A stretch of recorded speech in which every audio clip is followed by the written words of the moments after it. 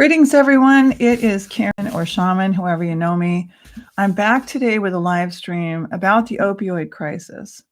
And for people that are kind of new to that, I was too. My child was a healthy high schooler, doing really well, graduated high school in 2014, and then had a skiing accident at a local hill called Spirit Mountain. I'm going to adjust it here just because the light is so beautiful. But I want to give us a moment to get to where I don't feel like it's kind of imposing on how you can see and hear and understand. So you'll see that the thumbnail has a picture of fentanyl on it. And fentanyl is a manufactured, or what we call an analog. It's been manufactured to mimic morphine, heroin. The metabolite of morphine is heroin. And so I could be saying that backwards. My son died less than 4 months ago, and I spent a huge amount of time doing my best to keep him alive. I've got my face on the screen, even though I don't feel quite so glamorous right now, and I'm feeling pretty tired and worn down. My hands are still shaking a little bit, but getting to the gym quite regularly and getting sleep at night and getting things like coconut water instead of coffee, having a salad for a big meal today instead of a big bowl of pasta are things that really help out. So what really happened? Here he was, really healthy. He definitely used cannabis in high school. I don't see it as pot or weed. He used cannabis during high school, and I think a lot of our children struggle with anxiety. I think it would be hard pressed. You would be hard pressed. I would be hard pressed to find someone who has a teen or a young adult child or a 30-something child or a 40-something child, anyone maybe, who's not struggling with some kind of anxiety or maybe diagnosed with GAD, generalized anxiety disorder. But I definitely could see that there was a little bit of anxiety, and maybe that was just, normal for high school, but it felt like maybe it wasn't. And I knew that it had a lot to do with his diet. It had to do with, we're all going to go to McDonald's, Mom. And that would be sometimes 2-3 times a week, wanting pasta instead of wanting to eat some of the other things I had to offer. Not really being interested in having the green smoothies or the berry smoothies, because instead we're going to go run down the street and go get a Mountain Dew. And all these are a part of what I call your habits, and they start to add up. They start to calculate, right? They start to form a balance, a tally. So when something does hit you, if you've got that extra weight on your body, bless up, Kim, good to see you. If you've been using the foods like I talked about with McDonald's and the Mountain Dew and things like that, it's going to start to take, it's like a toll bridge. You drive over the toll bridge and you pay the person to cross over into the other state or to use their freeway. You're paying a kind of a fee, right? So in life, if you don't make your investments really wisely and you don't put the kind of energy in that you need to, which is why I was outside in the sunshine, I was on the elliptical for an hour, I made a salad instead of a big bowl of pasta. I drove by, and when I took the dogs to the dog park, I thought to myself, man, I could really go for a decaf caramel latte, but how am I going to rebuild myself and get all of this puffiness gone and calm my thyroid back down, build up my iodine again so you'll be able to see it, from the lunulas in my fingers, right? Get the ridges to go back down, because I went on a 2.5-year hell ride, which was nothing compared to what my son went on. I'm going to drop a really big word, because if you know me, you know that for 36 years, I've been learning and training and seeking every single day. And before that, I was doing it as a child at home and a young adult in college, taking physiological psych. I took psych of addiction, general psych, philosophy, all kinds of stuff. And we're living in a time, in a world where, we're so afraid of becoming narcissistic or boasting. We're so afraid not to be mediocre that it's really put us into a vice hold, a vice grip, where it's not okay to be anything but mediocre. It's okay to be excellent. It's okay to be competent. It's okay to be confident, as long as you're using it for the positive free will of humanity. So my son went on a 10 times, 100 times, 1,000 times, exponential more times of a hell ride than I did. Now, the big word that I was going to share with you, I'm going to break it into a couple different syllables. You have a parasympathetic and a sympathetic nervous system, right? And the parasympathetic and the sympathetic nervous system are the two branches that come after the autonomic nervous system. So the autonomic nervous system, and then underneath the parasympathetic and the sympathetic nervous system. I'm going to preface that before I say this. My son was 1% in the world of the people who reacted to heroin or any other opioids in a way that stimulated him, that created a response with his norepinephrine or adrenaline, you may know it as, hormones, neurotransmitters, and nerve cells in the body. So that word is called sympathomimetic toxidrome. Now, so what I do for my clients is I break things down into very simple terms, because none of this is rocket science. Sympathomimetic simply means that he had a reaction to something that was really not anticipated. And there are sympathomimetic drugs, which are caffeine, stimulants, ephedra, on and on and on. So every time we ended up in the emergency room together, and many times I was not with him, I couldn't be with him every single time because he would go out and get what he would get on the streets to continue self-medicating.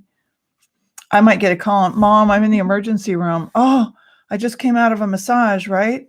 So my brain was in fight or flight, critical fight or flight for over 2 full years of the longer period than that, where I was also in worry. I was in concern. I was knocking at his window. What is going on?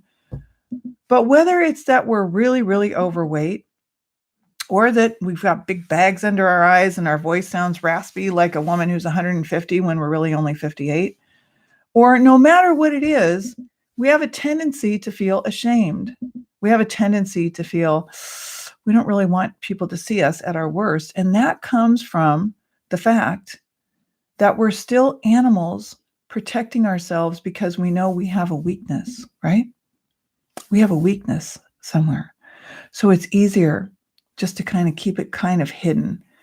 And so when anyone becomes addicted, the first thing they want to do for a long period is keep it hidden, because there's guilt and shame and, well, you just don't feel good. What do you mean? I'm a drug user? I'm an addict? I'm a junkie? I'm a this, I'm a that. Don't think that I support those kind of name calling in terms of junkie and things like that. But I'm saying that even the person starts to think this and berate themselves, whether you're overweight, you're run down like I am right now and overweight, right? Or you're the person that's using whatever you're using. As far as I'm concerned, the biggest addicts on the planet run to Walmart and get Mountain Dew and pasta and crackers and Sara Lee cheesecakes. Those are the biggest addicts on the planet. In fact, they're the most difficult addicts that I have trouble weaning them off of their food addiction, because that food addiction is 100 times more powerful than heroin, because it is by design. We are in what my son identified 3 years ago as a drug war. He said, Mom, we're in a drug war. He said, this is going to eventually take down most of our cities and everything else. So I came from a place where I don't support you using drugs. I can't believe you're using heroin. Oh my God. And I'm crying. And how could this happen? How could my son be using heroin? Because remember, I didn't have TV for 36 years. I didn't want to know everything that was going on in the world. I don't want to know every this and every that. I'll get to know enough of those things. They'll come to me vicariously. I will get to know what I need to know. I need to stay tuned to nature And even my clients on the massage table or when they first come in, they'll tell me, did you hear about the blankety blank or the so-and-so? Or did you hear what they're doing over there? Or did you hear about the new store that's opening? So I didn't need to have those things on my phone. I didn't need to have a TV. And I got quite used to it after 36 years. Of course, I also was perusing Facebook for many years, from 2011, I think it was. And so, you also see things there. So I really had absolutely no clue what to do about heroin. I did not know there were treatment centers, 28-day, 45-day, 60-day, 90-day. I did not even know a sober house existed. I knew I'd heard of in the past a halfway house, but I didn't know anything about a sober home. I didn't know what CADT was in Duluth, the Center for Alcohol and Drug Treatment. I didn't know what MAT was, for medical assisted therapy. I did not know what Narcan was, and that you needed to put a shot in someone.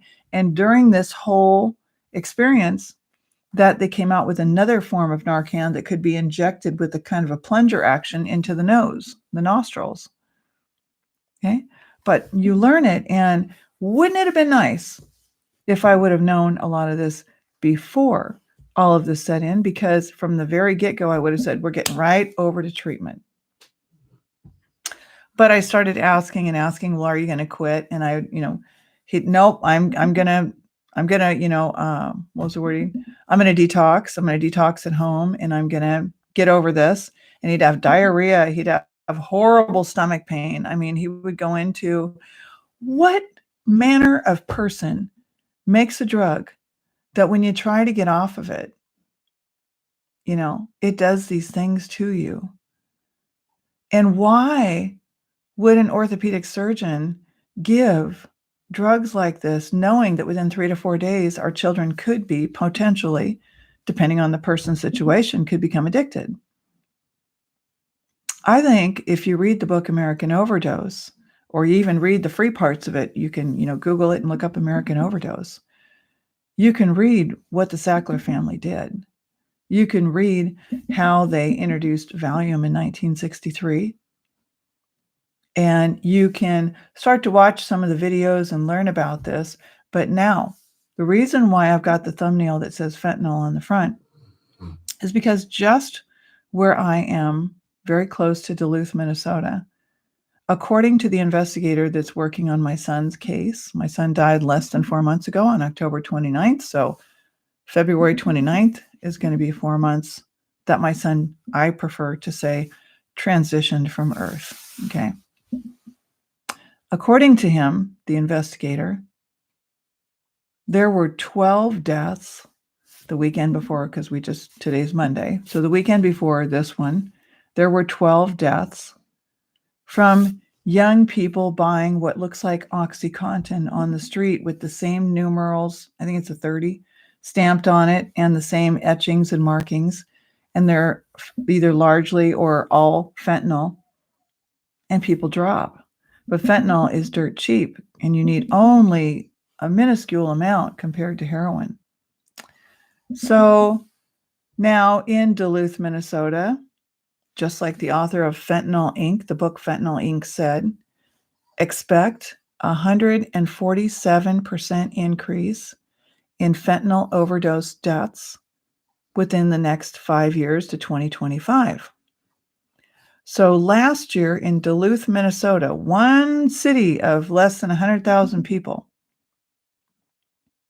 21 people died related to fentanyl overdose, opioid overdose. One of those 21 people was my only child at a young, just turned 24 years of age. The person that sold my son a gram after he had been sober, off opioids, and had just had a blood test on 10/23 before he died on 10/29. There were no opioids in his system with Dr. Kropko. Sold him knowingly and willfully a gram of fentanyl. I need your help. We are using Officer Scott Williams for the Duluth Police Department, and he has several leads, and he's working on the case. But my son is one of a great many that may involve your daughter and your son. They might involve your mother or your father, your mother and father, your son or daughter. may have a situation like my son did. My son was skiing. He loved skiing and snowboarding. He was in wrestling. He was on the Cloquet High School football team. He wasn't a perfect person, but he was a great person. He was highly intelligent. He is highly intelligent. And I know that you love your children, and I want to help you, even though I'm tore up, even though I've lost mine. I've lost the ability to become what I dreamed of my whole life, which was a mother and subsequently a grandmother. I was waiting with bated breath to hold my grandbabies and to rock them and to love them and to have the patience for them and to bring a wealth of knowledge, being a woman who's a medicine woman and a healer, to no, we're not going to vaccinate. Nope, we're not going to do schools. Nope. And I'm going to make darn sure I position myself in a space where, as an elder, I could bring that to my grandbabies and to others. But when we have younger people that think that these ideas are too far-fetched, or there's nothing wrong with the schools, there's nothing wrong with vaccines, there's nothing wrong with using those medications, we need them. Well, we do need to have pain medications because sometimes things happen, and they've happened to me before, where I went in and I said, I need a pain medication. The nerve pain was so severe, I couldn't take it anymore. I was probably going to end up chomping down on my teeth and breaking them. It was so severe. So there are instances where we, not just me, we need those, right? But small communities, when all of a sudden someone's making money and they're driving a much better car, right? They're getting fentanyl ink off the dark web, which is a secretive part of the internet. And they're getting large amounts of it. And it is a fraction of the cost compared to heroin, which rarely ever kills anyone. In fact, Bayer Corporation, that made your Bayer children's aspirin, used to prescribe heroin for toddlers and young children for mucus, catarrh, and phlegm. So if they were gooped up, right, from all the things that we used to give them. So if fentanyl is going to drop that many people, and it's dropped over 400,000 of our people, largely our babies, my baby, maybe your baby. I never expected, hey, my son's going to go skiing.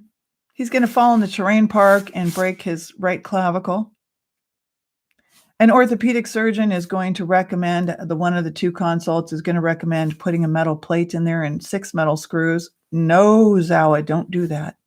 No, no, no, no. The body will always want to reject the metal. No, Mom, it's okay. This is why young people cannot be, should not be, cannot be, possibly be. I don't care how much of a healer or how much you think you know, you are a baby until you're 30. You're a baby, and you need to listen to the elders. Until you have reached your 7th moon, which is age 49, 7 times 7 is 49, you have no business making decisions that affect more than yourself. And perhaps not even making decisions that affect yourself if you are not wired to be able to do that. And what do I mean by that? One of the things that I'm going to be writing, because right now I'm very quickly and doing a very nice job on revising what I promised to do over 2 years ago. And I have the new book cover ready, but my son came first. I don't care who I promised the new book, what I promised, anything else, my child came before anything else, including myself. Okay. So I am very thankful that I had that time with him. I feel that if I would have just said, oh, he's a drug addict, and if I would have listened, so I'm warning you, I am sharing with you, if I would have listened to the man at the Lifehouse, if I would have listened to some of the pastors locally, if I would have listened to many of the treatment counselors, they are LADC, which means licensed alcohol and drug counselor. Oh, you got to let them hit rock bottom. No, you don't. No, you don't. And yes, it will drag you through the mud a little bit, but they need you. And what they need you for more than anything else is love. They need you to love them so that they will love themselves enough to pull up and get into treatment. But when you combine this drug and the low energy and all of the pressures that they have today, combined with, I don't want to get into treatment, or you work with people in treatment and they say, well, we've got a bed opening in 2 to 3 weeks. And you're like, oh my God, what in the hell am I going to do for 2 to 3 weeks? When they have a habit that requires that they get up every single day. So I literally slept with one eye open and maybe got 2 to 3 hours of sleep for the better part of the last year and a half. And yes, I became swollen, inflamed. I'd cut all my dreadlocks. So my dreadlocks are pulled back and they're kind of in a bun right now because I'm going to head out to see a client in a little bit. And I take really good care of my clients. I take exceptional care. They know that, whether they're on the table or we're coaching through the screen. I find the real root cause. And I found the real root causes, plural, for my son. And some of those, I know it's kind of a little bit of a spoiler here, but in terms of me saying, well, I'm going to share everything, I'm not sharing everything because a lot of it's going to be in the book and people need it. And it's specifically about my son and why he was in the 1%. It's also another reason why I had an hour phone call with Dr. David Watts. He's a PhD and he owns Trace Elements Lab in Texas. Dr. Watts lives in Florida. And I had a pretty big salad today. I had a really wonderful phone call where I had put aside about 15 or 20 questions. So I wanted to make sure I covered as much as I could while I have the gold that is an elder like that on the phone. So one thing I do is I never, ever disrespect the time of my elders. Sometimes they say things that I really don't appreciate. Sometimes they have a lot of barbs and sometimes they're kind of really prickly. But I realize, one of my elders said, bless up, Val, good to see you, and happy belated birthday, even though I wished you happy birthday the other day on the 21st. Happy birthday to Val again in person. One of my elders said to me just a week ago, why do you keep playing small? You've been hunting down knowledge. You've got profound wisdom. Why do you keep playing small? Why don't you just come and say, this is what I got to offer, and it's something that absolutely no one else is offering. And the reason is what I alluded to here a little while ago, which is we are rife with hearing about narcissists and she's boasting and blah, blah, blah. And it's a way to shut down women. It always has been. So everywhere you go, it's like, we need to talk to the Father. I need to give this over to the Father. I've got to, our whole society is based, it's steeped in immense, immense patriarchy. Our God is a male and even a white male, I refuse to be Holy Ghosted. And I really believe in my heart, the depths of my heart, that to those who more is given, more is expected. I also believe in the depths of my heart that it's going to take women, not one woman, women, councils of women to turn the ship around. So we have people that really don't know what fentanyl is. And fentanyl is a synthetic opioid that maybe perhaps even touching it, breathing it in could kill you and drop you. My son had a fentanyl tolerance because pretty much everything that's out on the streets when the younger people are looking for opioids is going to be cut with some fentanyl because it's so cheap and it amps up the effect that people get. And the longer that the longer that you're using a drug, you develop a tolerance.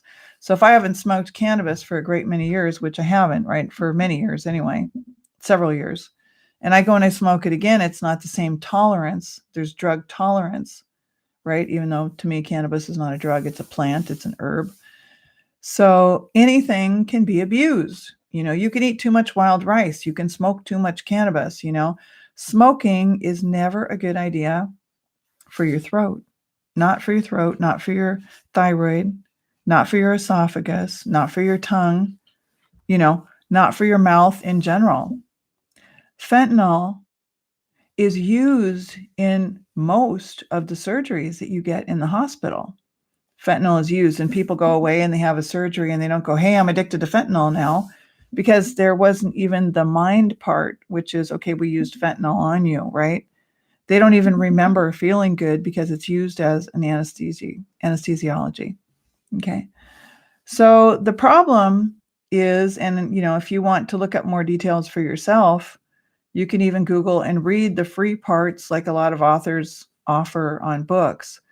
It won't take you probably more than half an hour to read the free parts of the book called American Overdose, and I strongly recommend it because it goes into the Sackler brothers coming over here in 1933 and them specifically looking to become psychiatrists, and then them specifically merchandising psychiatric or psychotropic medications, drugs. They're drugs. They're not medications. Okay. We call them medications, but they're drugs. So in my case, it was particularly much more stressful after March of 2018. So from March of 2018 until October 29th, when my son died, aside from that month and a half, about when he was from August the 6th or end of July until September 24th, he was in the sober home. And you're as a parent, as the caregiver, you're just like, oh, okay, woo, we made it. We're done. We're over the hump on this. He went from being able to be sober for a half hour to an hour to, several hours to a day to a week to now it was a month and a half. And I'm like, I just knew it was around the corner that, okay, everything's going to be okay. So if these are young people, typically under age 25, that we're losing, in Duluth, Minnesota, it was 12 people the weekend before last, thinking they were getting oxycodone pills. People are supplying these things. They're getting manufactured, oftentimes from other countries, being shipped in and ordered off the dark web. And people are selling these things and they're making a lot of money. So they're not using their hands like I am to work the tissues, to study the chemistry books, to have the people on the screen and to care about them as a medicine woman would have done, which I have done for 36 years.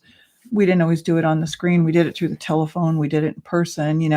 If you're one of my clients that was in Santa Cruz, I helped people reverse type 2 diabetes for the last 25 years, so long before I moved to Minnesota. I would take people through the farmer's market and kind of show them what to get, and people that had always eaten the standard American diet. So there's so many pieces that play a part in this, but it's going to require that we all kind of step up and get on board when it comes to fentanyl, because if you've got pain and you buy these things, Fire, come on, Fire, come on. He's lickety-licking it. It's making it really loud. We need to find a way to circumvent the distribution of the fentanyl, right? And so what I'm not asking you to do is all go out there and be vigilantes. I'm asking you to start communicating. I'm asking you, if you don't know what fentanyl is, I just told you can read the free parts of those books. You can order those books. You can talk with me. I am not going to just roll over and give in. Most of the folks that are getting really affected by this and dropping and really looking for this have got such intense anxiety. I just went through Walmart. I was getting the dogs food. Embarrassing. I'm ashamed on some level because I really don't like to support factory farming. But I got them livers and gizzards so that I could cook up something for them because they just won't eat oatmeal and stuff all the time. I did go at the first of the month and buy about 6 cases of Cliff Bars, and they will eat those, but they can't just eat Cliff Bars all the time, and they're really high in soy. So I'm looking to there's a recipe I found with wonderful Natalie at Feasting on Fruit on how to make my own Cliff Bars. But with everything I've had going on in my life, my house is a mess, just like my bookshelf over here. Okay.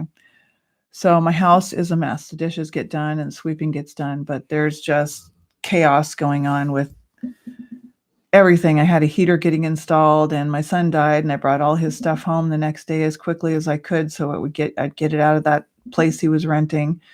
And then I just had to run funerals and then I had to get back to work. And then I was in such poor health from being so run down, so in such deep state of fight or flight for so long. And now I'm facing a crisis with my housing and I'm hoping to get that handled. But a death, the 2.5 years of immense stress with the sympathomimetic where he was. And let me explain what that is. So all this stress together was really terrible. And then on top of it, to have a housing issue is just about enough to throw a reasonable person over the edge to where my hands were finally starting to shake. And I've never been someone who's had tremors or talked, like I said, like I felt like I was 150 years old. But I know many, many, many other mothers up in Duluth that their children have been run over by cars while they were high, horrible, gruesome things. And the mothers ended up with full-blown nervous breakdowns in the hospital. And I legitimately felt like that could have been me after what I've seen and what I've experienced. And so I've gone and I've met with Jessica McCarthy, who's the opioid technician. I just texted her about 4 or 5 days ago when I went directly to DPD, Duluth Police Department. I am going to next, when we get done here, text the investigator, which I have asked for a warrant for Snapchat, because on my son's phone, he was communicating. He had a spare phone because the other phone was robbed 3 days prior. He had a spare phone and it was connected to Wi-Fi at his house. And he had been connecting with people through Snapchat. So why don't we have a warrant for Snapchat, right? So the investigator, Mr. Williams, is going to be asking the chief for that warrant for Snapchat. And that's what I'm looking for. I need your help to support me. This is not just affecting me. This is going to affect you. If you get into a terrible car accident, which you didn't plan, like I didn't plan for my son to break his clavicle, somebody texting runs into you and your daughter in the car, or you and your son, or you and your husband, and they get caught up on these pain medications, and they have pre-existing conditions that are thyroid, that are vaccine damage, that are any of these things, which I'm going to illustrate in my book, they're going to have a higher propensity to not be able to get rid of the addiction, okay? To be able to get that addiction off their back. So a sympathomimetic toxidrome means that when most people take an opiate, they used to be called opiates, and now they're called opioids. The difference between an opiate and an opioid is that the opiate was the natural. It comes from the heroin poppy, right? It comes from, and it was made into morphine. It was made into heroin. An opioid means now we have these analogs, analogues, not OGS, analogs, which mean they chemically mimic the natural opiate, and now they're opioids. So these flood the street because it's a money-making mission, right? Remember that rap song? It's a money-making mission. I tried to be a fun mom. And so sometimes we had that song on and we were kind of like cruising in the Chrysler 300 and I had my dreadlocks all down. I was feeling pretty good and really young for my age, which I'm not right now. So when a person is in that rare percent, and I want to hear from you if you know someone or it's your child or it's you, I want to hear from you. Connect with me at naturallywithkaren@gmail.com. That's my email. Connect with me there. Hey, I heard your YouTube video. I heard you talking about that 1% of people that react this way and they get hyper and it's like they're on meth and they're on speed, they're on a stimulant, but they're using an opiate. And an opiate is an analgesic. It's a pain reliever. It's a sedative.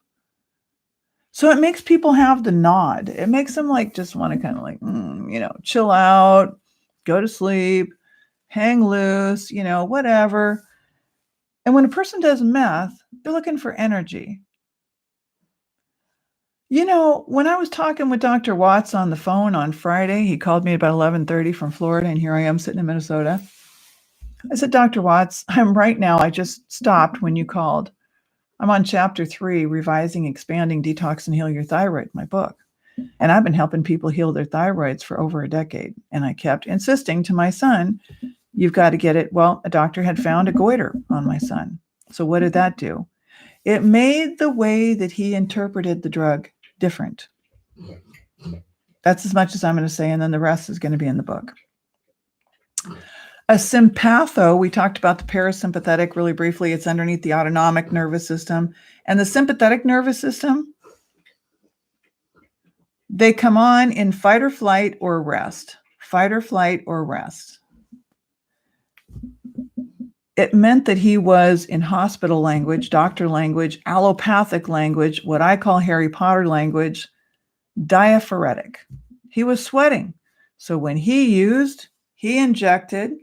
It started off with snorting, then smoking, and then it went into, after we were at the plasma center, and he's giving, plasma to earn money, which absolutely scared me to no end to do that. That is your electrical negative conductive charged fluid that your red blood cells have to float around in, and you don't want them to aggregate, and you don't want to change the disposition of your plasma. I don't like it. I don't agree with it. If it was supposed to come out, you would have had a plasma port on your arm, and okay, here we go. We can just give a little plasma. Okay. And I know some people are probably going to feel upset, but where in the hell is all this plasma going? Why is plasma that's used in technology, the conductive fluid, going to that level? And we're taking out way too much plasma. Okay. So sympathomimetic is diaphoretic. They have intense sweating. I mean, sweating, lots of sweating. Okay. They're agitated. Just, you can see it on their face. They're just kind of agitated. They're spastic. So instead of just regular movements, it's kind of like this, spastic. Okay. Their pupils are off. They're much more bulgy. What else?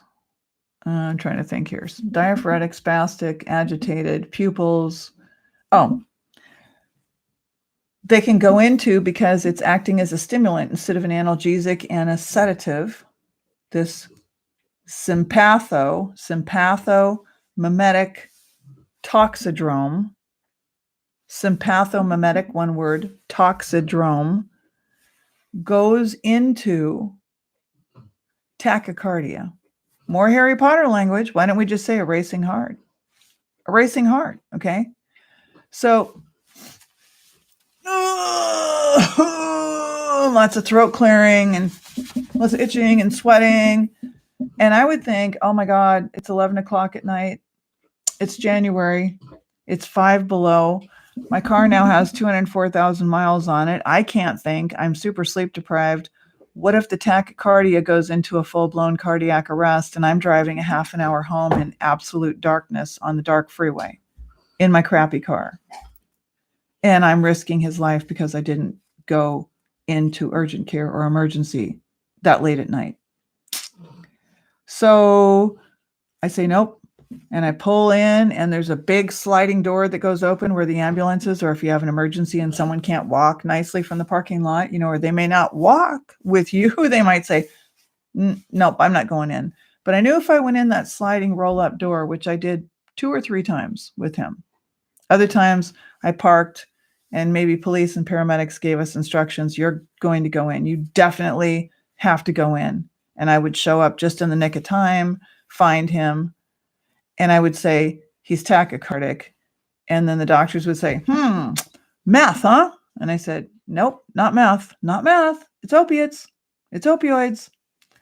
Oh, well, we'll find out about that. We're going to do a blood test. I'm like, well, go ahead and do a blood test. I'm pretty sure after being at Ideal Options about 25 times and seeing his blood test and being at ClearPath, those are both 2 MAT, medical assisted therapy dosing clinics for Suboxone or methadone. And I don't think really that a lot of people have any clue that how could they, what I went through in the last 2.5 years and why I sound like this and I look like this. I think I look pretty damn good and I feel pretty damn good, but I can hear the creaky voice. I can see that I'm not 100%. I am getting nice thick hair in and nice, beautiful dreadlocks coming in. But damn, I am busted. I am crushed. My son is gone and I did everything in my power to keep him alive. You know? And I thought, nope, he's been sober. He's good. He's been tested. You got to back off a little bit, you know. And I should have stayed there the evening of the 28th because he died into the morning hours on the 29th. And you can't go back and say, wish I would have done that. And, you know, you can't go back rather, and you can't redo that. I mean, I could and I can't. So it's terrorizing to the human psyche because as a mother, you will hear so many mothers talking all the time about, oh my gosh, I had nightmares when I found out I was pregnant that I forgot the baby in the baby carrier on top of the car and I drove off. You know, women have nightmares before they even deliver the baby or after they deliver the baby that they're going to do something wrong and they're not going to protect this innocent little life. And worse than that, we've now got women with postpartum psychosis because we have men that hijack the medical industry and they don't know what they're doing. I'm going to say it. You know, I was over at a show the other night, Saturday night, and a young woman that I'd seen about 3 or 4 times fell down the stairs, and she's so physically fit and she's so into martial arts and everything that she kind of recovered really quickly and got back up and took it with grace. I'm going to guess she's about 28. And I was standing there and I said, "Oh, babe, come here." And she goes, "Oh, no, I'm fine if I go, just come here, just soften for a minute." And I wrapped her in my arms and I stroked her head for a minute. And I said, "You took a fall and that hurt. I saw it. Just take a couple of deep breaths." And I just kind of stroked her back just like this with her clothes on, you know, and I'm holding her close to me. And she texted me a couple of days later and she said, "You know what? My mother's always rejected me." I said, "Of course she did. Look how strong and powerful you are. Look how beautiful you are." I said, "I couldn't help but notice you. I've noticed you over and over." So I got to get going because I got to get going right now because I've got a client at 3:30 and it's 3:00. I need to get over there and get everything turned on. So I'm going to read your messages later because I can see that you guys have left me some messages and I really appreciate that. I need your help. We need to stop the importing of fentanyl. We need to make more people aware. Please don't buy those Oxys and Lortabs and Xanax and everything that are floating around on the street because it might drop you dead because more than likely it could be pressed fentanyl. So I don't know if you're still here, Kim. If you're here, you can kind of give me a thumbs up. I'm going to get going and I am going to say thank you so much for joining me. And please continue because I'm going to be back on here a little more regularly. It's not been 4 months since my son died. You're seeing my face. You're seeing the real me. And I've got a lot more to share when it comes to opioids. So please take good care. I love you dearly. All right? And make it a great day.